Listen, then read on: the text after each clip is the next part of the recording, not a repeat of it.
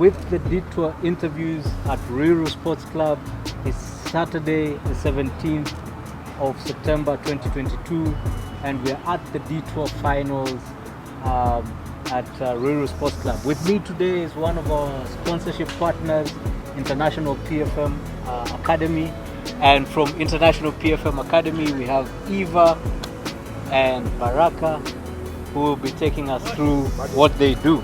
So let's start with you, Eva. Tell us about IPFM. Super. Thank you so much. My name is Eva, as you've been told, and I'm the Business Development Manager for the International PFM Academy. We are a consultancy firm in the training space, a well-renowned training center for workplace transformational programs. So what we do is that we've realized that institutions need to remain competitive. They've become highly strategic. The innovation that has to take place, especially after COVID, especially with the elections, people have to step up. And stepping up requires empowerment of your resource persons. The resource persons, which are the people that work for you. Hence now, Academy comes in to bridge the gaps in terms of training, equipping them with skills and knowledge so that they are able to drive the agendas of the organization, share the visions of the organization. So you've kind of touched on a few big words that I want us to break down. So you spoke about transformational. I'm stuck on that transformation, and I'm stuck on the fact that you talked about COVID and the elections. What is it that happened there that caused businesses to want to become more innovative, more competitive, and that forced that transformation to happen? You know, we find ourselves in a very stuck situation, right? First is that us being stuck is, you look at COVID, it put us in a situation where we couldn't breathe in terms of business. You find elections, we couldn't be able to breathe. I mean, we couldn't be able to get out there and do our normal routine. So you find so it's a disruption. Exactly. So this situation calls us to say enough is enough. And so the status quo cannot remain the same. And so we have to, at the workplace, we have to ensure that productivity changes. And productivity, we are looking at a situation where there was COVID. Work is not moving. We're not interacting in the same space we used to be. We were at home. But now those disruptions again define ourselves at the workplace. So we want to move the situation of relating well with the employees, the situation of ensuring that we are maximizing the potential of one another at the workplace, and being able to produce profits, being able to ensure that our organization is meeting at its optimal. So really what you're doing is you're taking this business through a consultancy. That's right. Specifically around where the gaps are and how they can transform their business to either remain competitive or to be more productive as a business. Wow, that's amazing. That's amazing vision. So how do you do it? Who's your target market? How do you speak to your target market? How do you deliver the training? Everyone is our target market. You are our target market. Because I'm sure you have needs, and sometimes you find that even to work as a team in an organization requires a number of things. Issues like trust, just knowing that I have your back. I just picked up a simple thing like team building. But mostly we work with institutions and government institutions. We already have programs that we send out there. We do programs like public finance management. We do programs like customer care. We do programs like business advisory. A number of HR programs. In addition to, there is something we call training needs analysis.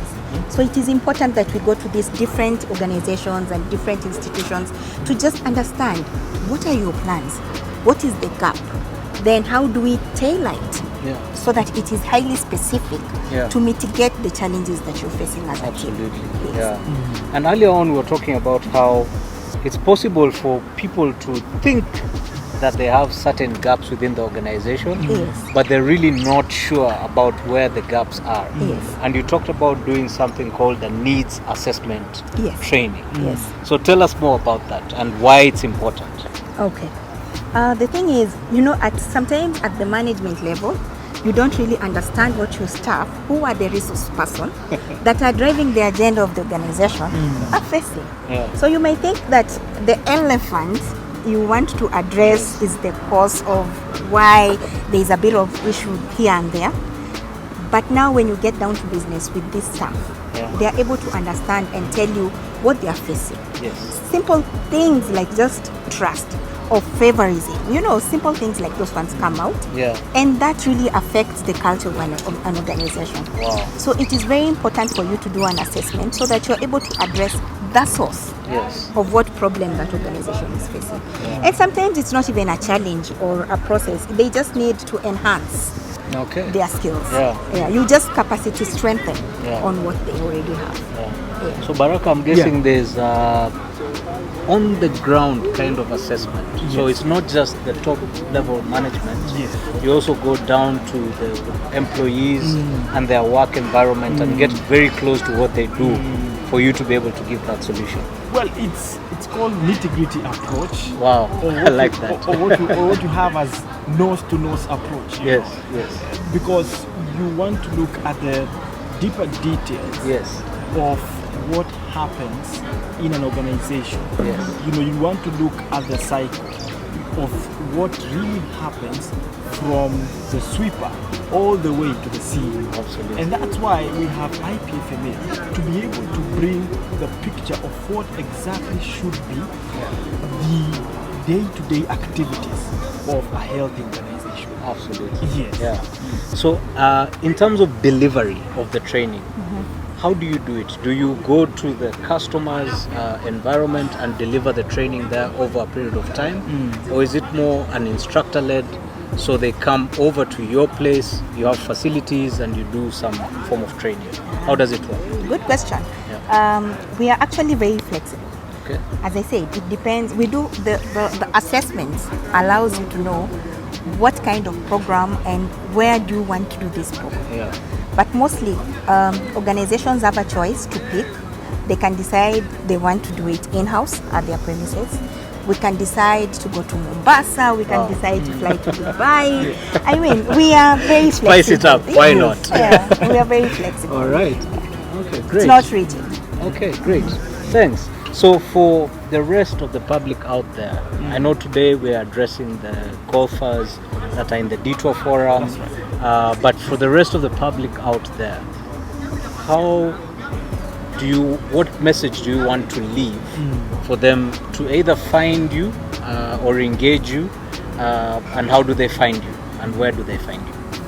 Okay. Right. All right, yeah, so we are located down at Moringa Road. That's Rosami Court. We are located on the third floor. All right. Rosami Court. Okay. And also, you could reach us on our numbers. That's 0758 695 300. Find us on Twitter. All right. International PFM Academy. Okay. We on Twitter, you could engage us, and we actually give very swift responses. Awesome. Yes. All right. For the golfers who are at Ruiru, please feel free to come by. There's a table and a desk where Eva and Baraka are there. Please come and have a conversation with them, see how they can bring their innovative training to your organization so that you can stay competitive, be more productive. And for the rest of you out there, we look forward to meeting you at the award ceremony tonight, where we shall be crowning the Detour Season 9 champion. So stay tuned for our updates. See you there. Thank you. Thank you very much. Thank you. Right. Thanks.